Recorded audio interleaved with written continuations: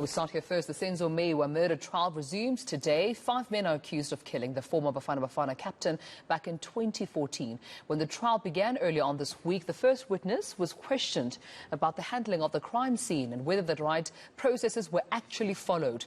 Witness Slindelo Masikane was the first forensic detective on the scene of the crime.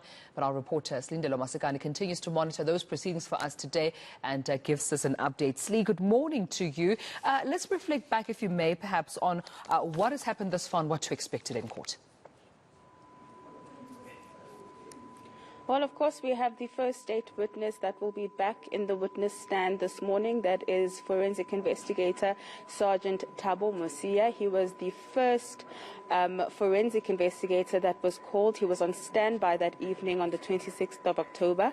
And he says that he was called at around quarter to midnight on the 26th of October to come to attend to a crime scene in Vosloorus. When he arrived today, he described, of course, what he found in terms of the crime scene already being cordoned off with crime scene tape, and that he found the officers who were first called to the scene there. They briefed him on what they had found, and they obviously began with a walkthrough of the crime scene.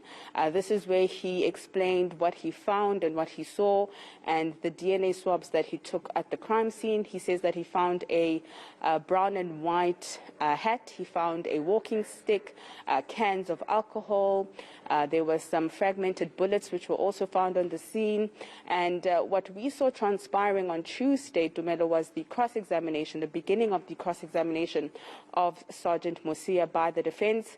Advocate Malisela Defo, who represents accused 1 to 4, began with his cross-examination, really poking holes at the evidence, how it was gathered, going into minute details in terms of what Slindelo Masikane did when he got to the scene, how long it took for those witnesses or for him to be called to the crime scene.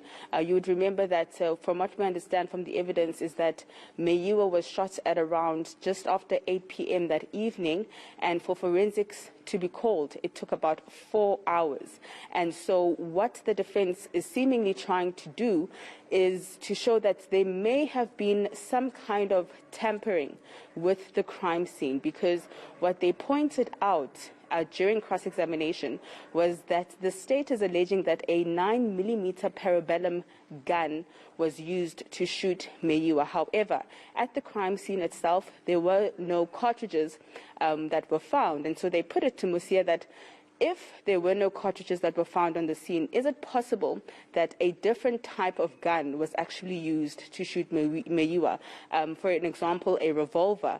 And Sergeant Masikane actually conceded to that, saying that it is a possibility. What was also revealed during cross-examination, Dumelo, was the fact that Masikane says that after he took the photos of the crime scene and went back to put the file of photos back at the office, there was a point where that actual album of photos was booked out of the office without his knowledge.